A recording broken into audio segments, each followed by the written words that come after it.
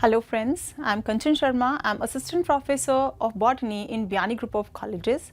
Welcome you all on the behalf of GuruKapio.com. Today we are going to discuss the topic Ascent of Sap. As we all know that there are several plants which are very big in height, then how the water reaches from their root to their top. This is a topic which is asked by several students of mine. So today we are going to discuss about it. For this, first of all, we would like to tell you that there are two methods of transportation. Like one is active transportation and another is passive transportation or absorption of water. By active transportation, 2%, only 2% water is absorbed and 98% absorption is done by passive transportation. In active transportation, ATPs are required which are given or which are taken through respiration by the plant, and the passive transportation is done or passive absorption is done by SPAC. As we all know that SPAC is soil plant air continuum. That means I have drawn a diagram through which I would like to explain that water is taken by the root from the soil, that is S part of SPAC, through plant. It get evaporated in the atmosphere and this process continues. So this theory is known as SPAC, that is soil plant air continuum. Now to get to know more about the ascent of sap, there are some 2-3 points that we need to discuss. The first point is that we should know that what is the path for the water movement and what are the different theories for the water movement. First of all, we will discuss about the path of water movement. For path of water movement, two theories were given. First theory is the ring experiment and another was the stain method. The ring experiment was done by Malpighi. As per his experiment, Malpighi put two plants in different beakers, and in one plant he did the grinding of different plant part like cortex and endodermis etc., but he left the xylem part intact in that plant, and in another plant what he did, he just removed the xylem part from that particular plant. The ascent of sap will be discussed in 2 points. First is the path for the ascent of the sap and second is the theories, different theories for the ascent of the sap. So first we will discuss about the path for the ascent of the sap. To know about the path, through which path the water is being conducted from the root to their top, there are two theories were given, and the first theory is the ring experiment which was given by Malpighi, and the second theory is the stain test. The ring experiment, in which Malpighi took two plants into different beakers. The first plant, this experiment is also known as the grinding experiment. In the first plant, what he did, he removed all the other parts excluding the xylem portion, and for this he removed its cortex, endodermis, epidermis, everything was removed. And in the second experiment, he left only the xylem ingredient in it. Okay, so xylem, as we all know, these are the conducting tissues and the water is being conducted through them only. Now what we observed in the first experiment, where all the other parts were grinded, were removed, the water was still being transported through that, and in which we removed only xylem part, the water was not being transported. It means the path for the transportation of the water is through xylem only. The another experiment was the ring experiment, and it is also known as eosin balsam test. For this, the plant balsam was taken. Balsam, as you must be knowing, that it is having a single thick root, and the plant was uprooted and it was kept in a beaker with the eosin strain. After 6-7 hours, the thin sections were cut from the stem portion, and it was observed that the tracheids and the vessels of xylem were stained with the eosin. It means the eosin, the water which was eosin which was dissolved in the water got conducted through the xylem portion only. So friends, now we are going to discuss the different theories about the ascent of the sap. There are three kind of theories. First theory is the vital theory, in which two theories are included. First is the relay pump theory given by Godlewski, and second theory is the pulsation theory given by J.C. Bose. Second theory is the root pressure theory, and there is another one more theory, it is physical force theory. So now we are first of all going to discuss about the vital theories, in which I would like to tell you about the relay pump theory given by Godlewski. What is relay pump? As we all know about the relay race, that a baton which is given from one player to the another player, in the same manner the water is being conducted in the xylem tissues.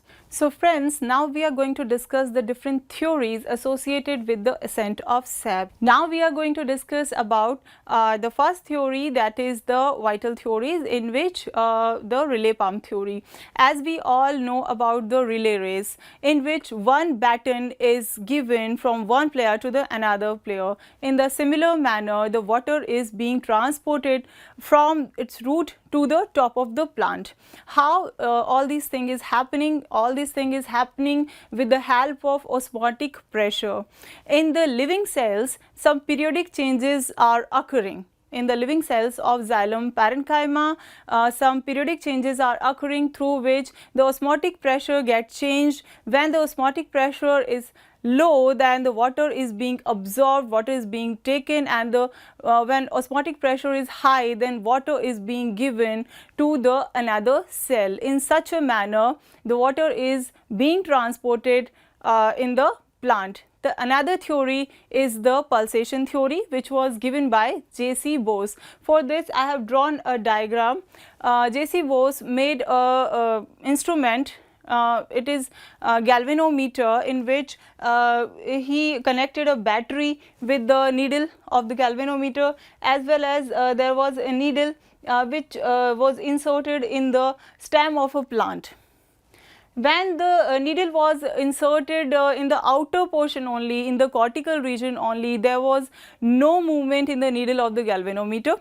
But as it was inserted inside, inward it was done, then there was ample movement in the needle of the galvanometer. It states that something is movable in the inner part of the plant. That means in the xylem there were more pulsation, there were more movement. So this theory states that the inner part of the plant is responsible for the absorption of and transportation of the water. So friends, now we are going to discuss the another theory, that is root pressure theory. You must have seen when we cut any plant from its stem, there are some small watery exudates on the top of it. How all these exudates come? So to prove this point that root pressure is sufficient for the ascent of sap, the theory root pressure was given, but Priestley later on confirmed that it is hydrostatic pressure through which the water exudates are there on the top of a cut stem. The root pressure theory was again demonstrated through an experiment in which a stump was taken in a pot, the plant was cut and the stump was taken, and it was jointed with the mercury manometer with the rubber joint, in which the mercury was filled. The instrument was kept for 4-5 hours, and after some time we observed that there was rise in the level of the mercury. It means the stump have absorbed some water from the pot water, and so the level of the mercury escalated in it. So this theory proves that the water for the conduction of water, the root pressure and the hydrostatic pressure is sufficient for its ascent.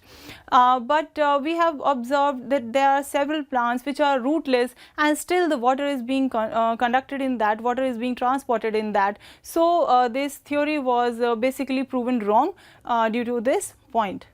So friends, next we are going to discuss about the physical force theories, from which I would like to take the first theory, that is imbibition theory. And imbibition theory was given by Unger and Sach. According to Unger and Sach, the atmospheric for the transportation of water, the atmospheric pressure which is required is should be around 500 to 1000 atmospheric pressure, and the imbibition pressure is 10 to 1000 atmospheric pressure, which is more than sufficient for the transportation of water in the tallest plants.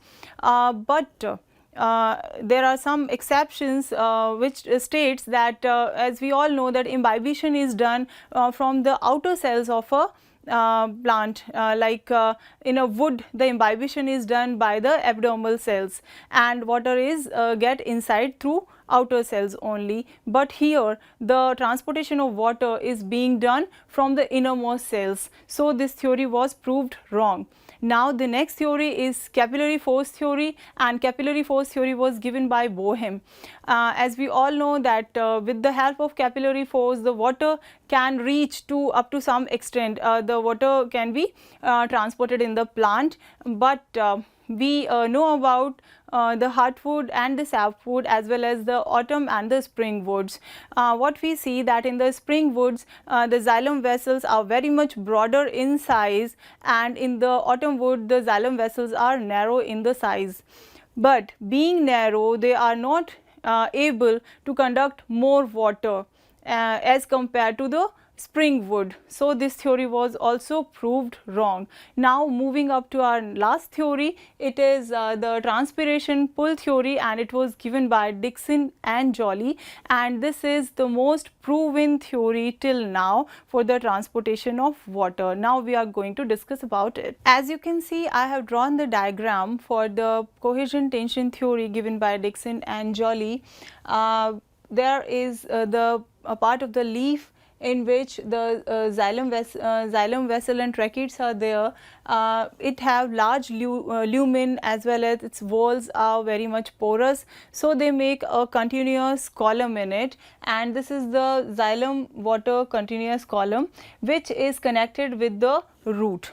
Now the root here, they absorb water, and this water through the xylem column reaches to the leaves, and here there are several stomata from which the transpiration process is being done, through which the water get evaporated, and now the demand of water escalates over here, and so water is being taken from the root hairs, from the root side. So here the two forces are working. One is the cohesion force of the water molecules which help the water molecules to be in the water column made by the xylem tracheids, and another is the transpiration pull, for which we have already discussed about the SPAC phenomena, that is soil plant air continuum process, and it is done by transpiration. Through transpiration the water from the root, it goes to the top of the